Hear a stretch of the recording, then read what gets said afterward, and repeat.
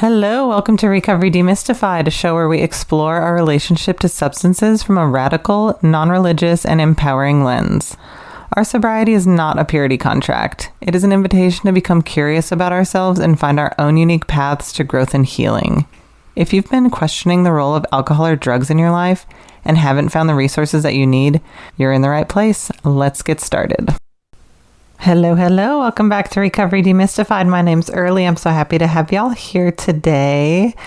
Great job surviving another week. I'm so proud of you, and what a wonderful job pressing play on a recovery podcast. As I harp on quite often, 75% of people recover from their addictions, and I think if you're here listening to a recovery podcast, you are squarely in that category.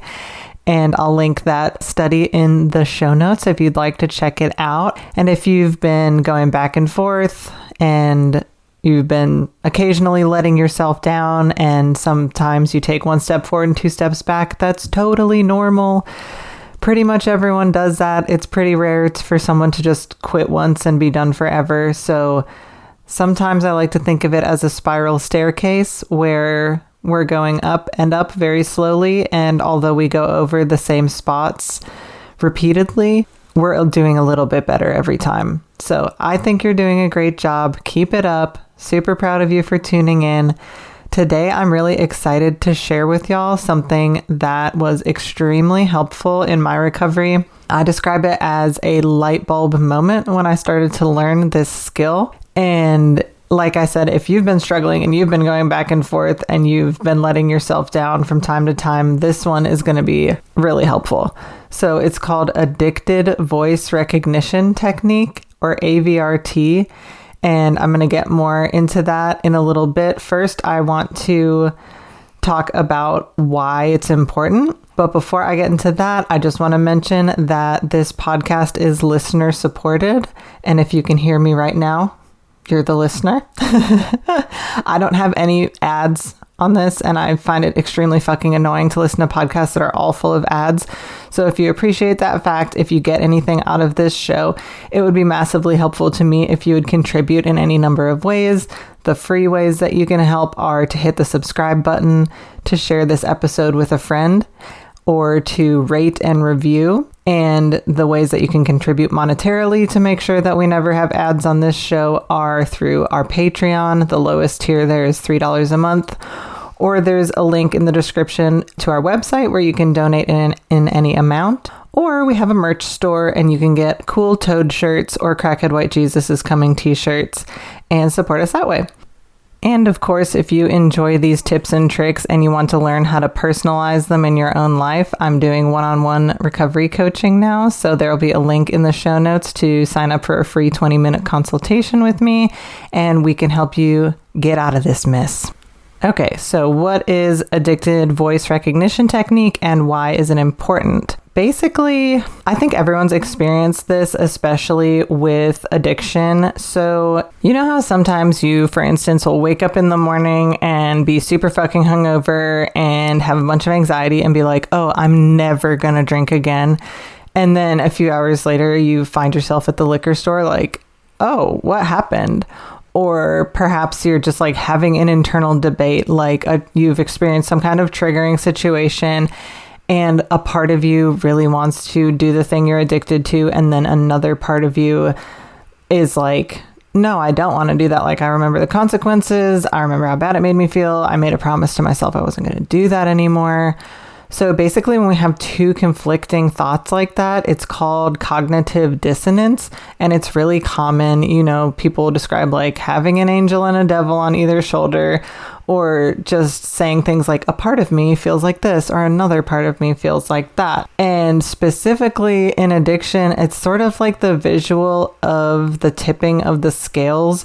Like, for a long time, we might think that, oh, we're experiencing all of these benefits. Like, maybe we think something's helping us with like stress or grief, or it's helping us have fun, blah, blah, blah. And then eventually enough negative consequences happen that scale tips in the other direction, and the little voice inside of our heads that wants us to quit the substance becomes louder and louder. And that's when we might start getting in like internal arguments with ourselves, using up a lot of mental energy with this like inner conflict. And that's a lot of times also when we start to let ourselves down. And the bad part about letting ourselves down and not keeping these promises to ourselves is that it can lead to feelings of shame and unworthiness. And yeah, just the like repeated failures can make you feel like fucking shit. And that makes sense because when those scales have tipped, we like want to do this thing that is an improvement in our lives, but we continuously are drawn back to drinking alcohol, using substances, or doing whatever it is that we're addicted to. And it can be really fucking frustrating and really confusing and like really demoralizing. It feels like we don't have control over ourselves. It feels like, you know, we're weak or something. And I've definitely been there, and it hurts. It sucks. But interestingly, in my recovery, I spent a lot of time reading just whatever books I could get my hands on. And I read a lot about like neuroscience and thought and how thoughts are produced in the brain, and specifically like the neurochemical dopamine and how that contributes to our learning process.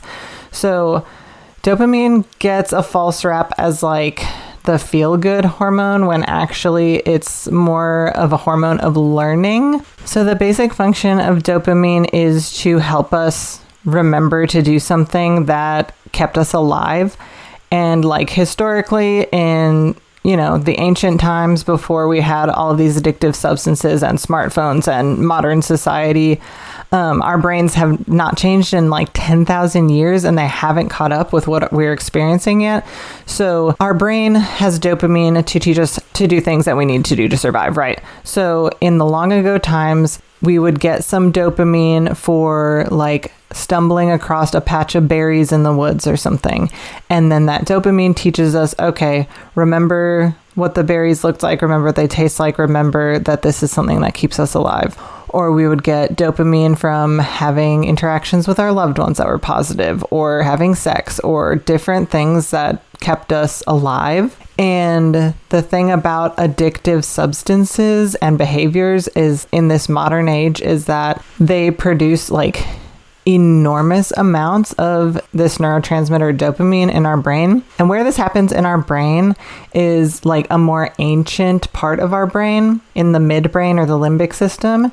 And basically all that part of the brain understands is dopamine equals staying alive. So lots of dopamine equals really staying alive, really good. And then the uniquely human part of our brain that develops later on is called the prefrontal cortex. And that's where we have our impulse control, our executive functioning of all kinds, and our personality and our core self. So that ancient part of our brain, the more we drink, the more it saves the information that we're using something that gives us tons of dopamine so we stay alive, and so we can really, really, really stay alive. Like we need this or else. And it'll give more and more and more signals for us and cues for us in the form of thoughts. So thoughts come from a bunch of different parts of the brain, and our thoughts of wanting to use the thing we're addicted to come from this ancient part of the brain that doesn't have access to complex thinking or consequences or anything. It just sees dopamine and that's it. And so it creates these thoughts that you want to use. And the cognitive dissonance comes in when your personality, your critical thinking, and everything that comes along with future planning and goals and things like that from your prefrontal cortex and your personality, then you know that drinking or using has all of these terrible consequences and you don't want to do it anymore. So your prefrontal cortex, your personality, is in this just like useless argument with the part of your brain that thinks you need all of this dopamine from the addictive substance to stay alive. So it sounds kind of weird because you're like,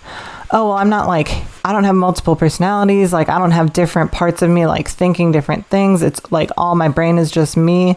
And like, your brain is you to an extent, but thoughts originate from a bunch of different regions in the brain. And in order to like unblend from this addicted part of ourselves and stop believing everything it says, it's important to start to view it as separate from you. Because if we just think all the time like, oh, I want a drink or I want whatever, then we start to believe that everything we think, we have to act on it. But as soon as we start to learn things like addicted voice recognition technique, we can separate ourselves from those thoughts and give us that moment to think and decide and come back into our core self, that smart, human, highly developed part of our brain, and just really make the decision from our core self of if we actually want to do the thing. So here's the cool thing about addicted voice recognition technique. I guess I should say first, it is from a book, like an ancient old book from the 1980s. Wait, let me look and see what year it's from. It is from 1996, which I guess isn't that, it's 30 years ago. Kind of old. Anyway, it is from Addictive Voice Recognition Technique is from a book called Rational Recovery, The New Cure for Substance Addiction by Jack Trempe. And for some reason, this book did not catch on, even though it's literally brilliant. I think because it's really hard to fight the system of AA and allow for differing thought views when there's like a white male Christian hegemonic force at play. But anyway, I digress. I learned addictive voice recognition technique from Rational Recovery by Jack Trempe.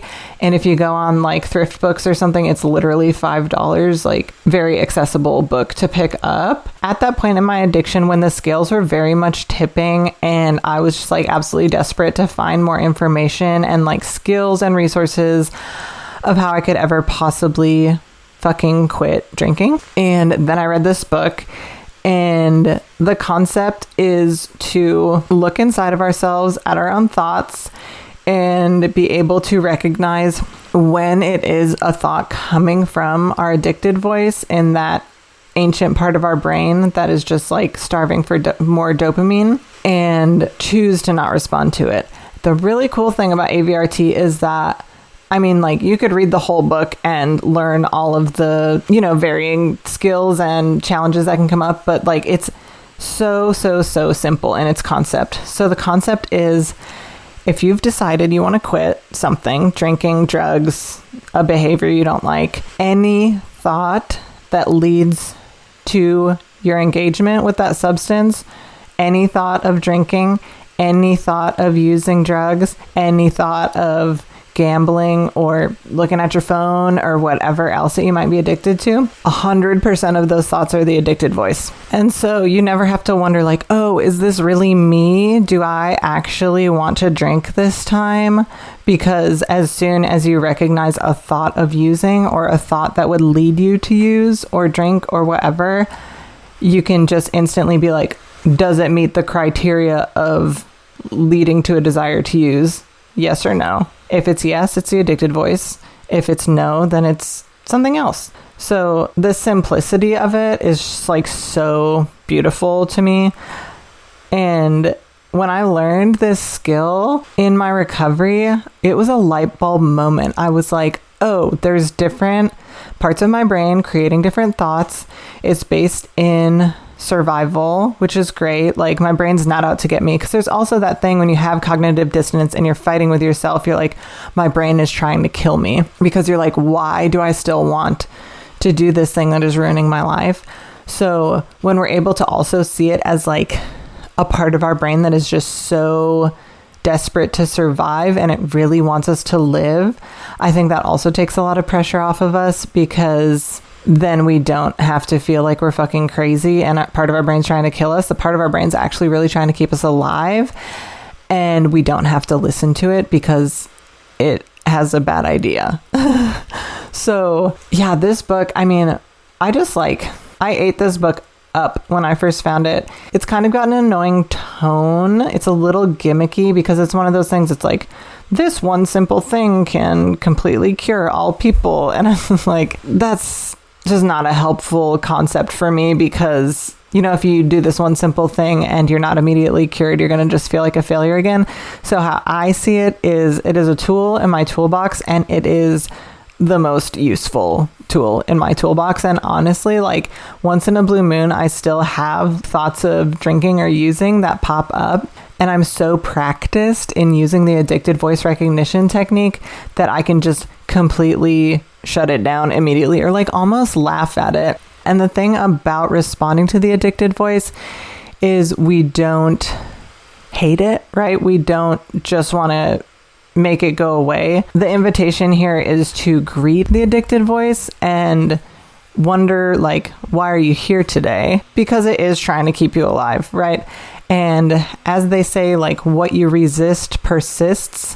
So anytime we try to stuff something down, even if it's a craving, these thoughts are here for a reason. And as soon as we're able to find healthy ways to process our emotions and thoughts instead of suppressing them, we're going to be able to move through things and release them so much more easily.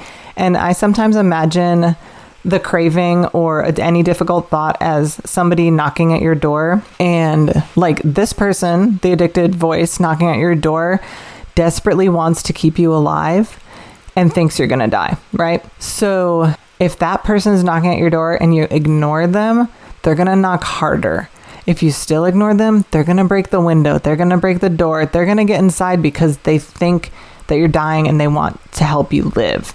So instead of getting mad at the addicted voice, trying to stomp it out, play whack-a-mole with it or any of that, the first thing we want to do is be like, oh, I'm recognizing that my addicted voice is present. And then we want to just ask ourselves, like, oh, why are you here today? Why are you here, addicted voice?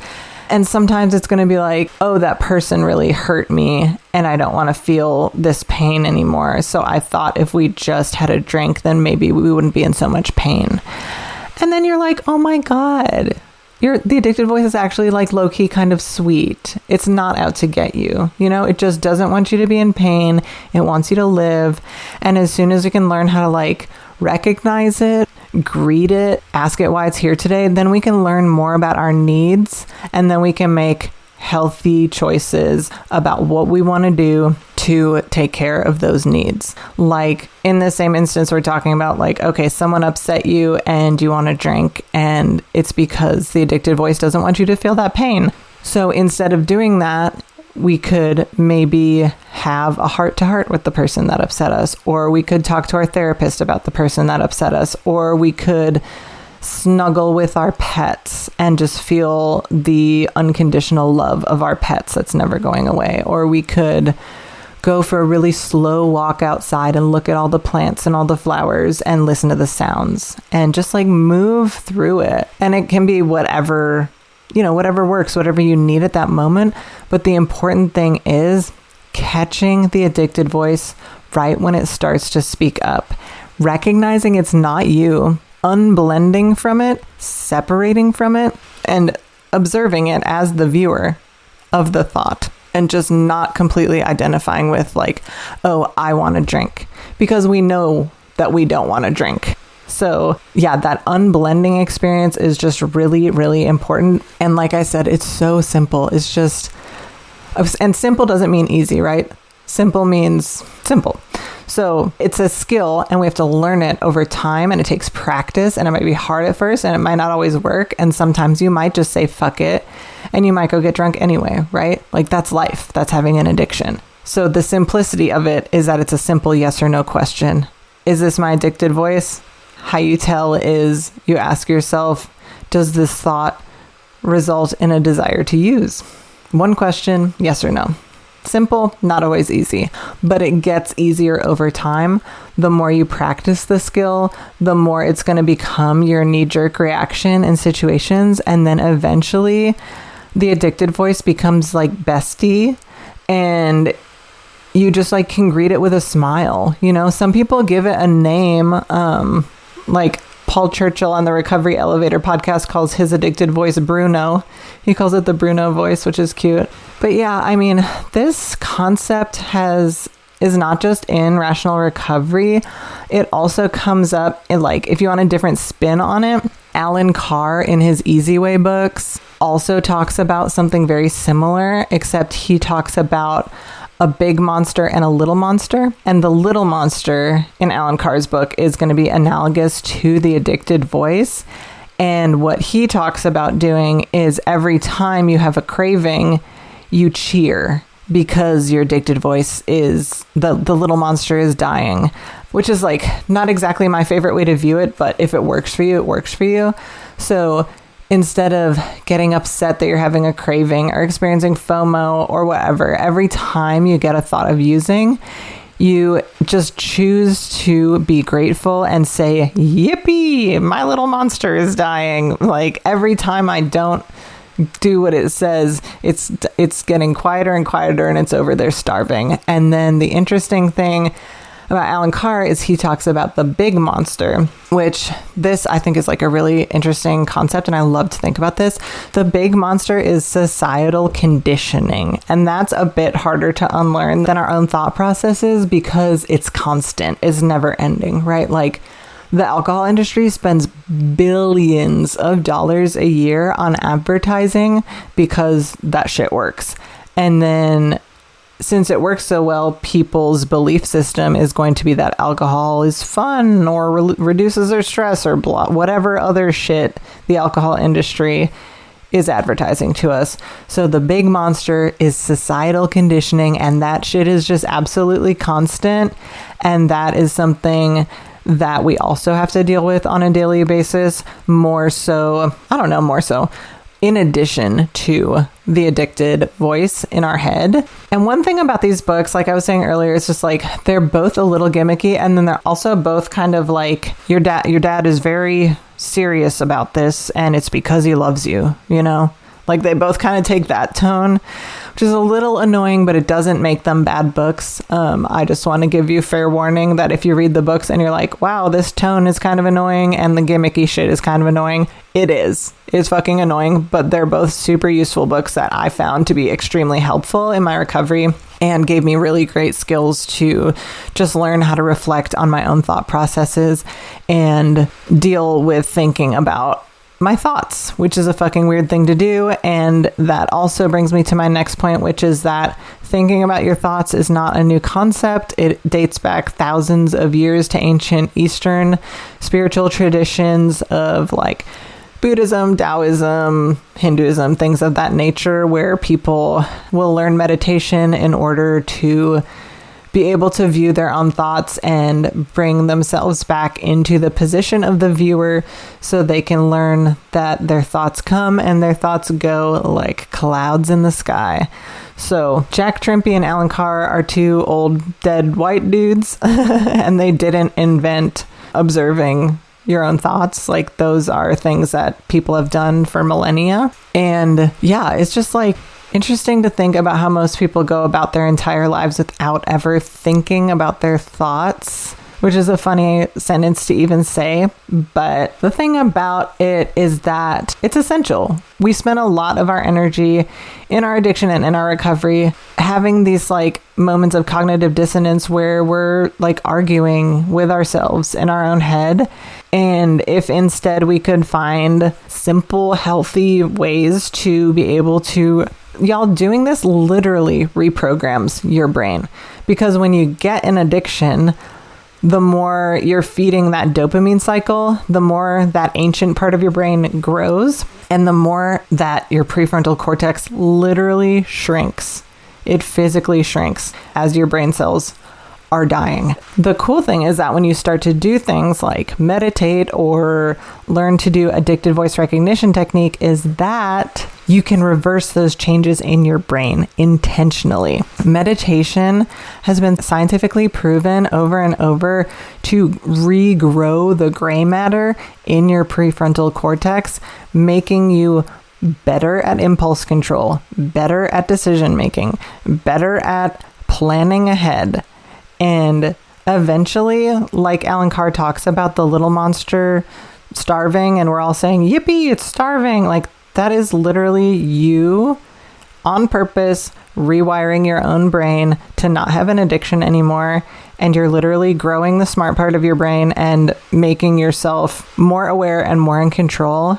And I just think it's really fucking cool that we can do that at all. Like, we are in control of that. And it takes time, y'all. And you'll fuck it up. Everyone fucks it up. So, don't beat yourself up if you fuck it up, because it's bound to happen. But we're practicing, You try it, you keep trying it, you do it with consistency, it gets easier, and then eventually it's second nature. And eventually, like me, one day the addicted voice pops up and is like, aren't you jealous of those people laughing and having mimosas? And then I can be like, oh, hey, addicted voice. I'm actually not jealous of them at all, because if I had a mimosa this morning, it would ruin my entire fucking day. So thank you. Nice to see you. But I'm actually not jealous of them. So yeah, it's just amazing to learn to practice something and then it becomes second nature. And then thoughts still come up. I wouldn't describe it as a craving really, because it's not very serious, but thoughts will continue to come up probably forever, but they don't bother me at all. And I love addicted voice recognition technique for that reason. So I hope y'all got something out of this episode. If you did, share it with a friend and do all that helpful stuff I mentioned at the beginning, please. I hope you can employ these skills in your own life. You're a badass. You're doing a great job. And I love you. Okay? You're killing it. May you be happy and free. Thanks for tuning in to another episode of Recovery Demystified. If you like what you heard, share it with a friend or rate and review us so we can reach a larger audience. Recovery Demystified is produced and edited by me, Early Brunner. Stevie Petet made our logo. Our beautiful theme music is by Logan Bragg. And our social media manager is Kaylee Bausch. We are entirely supported by your generous donations as a 501c3 nonprofit. You can find a link to donate in the description. May you be happy and free, dear listener.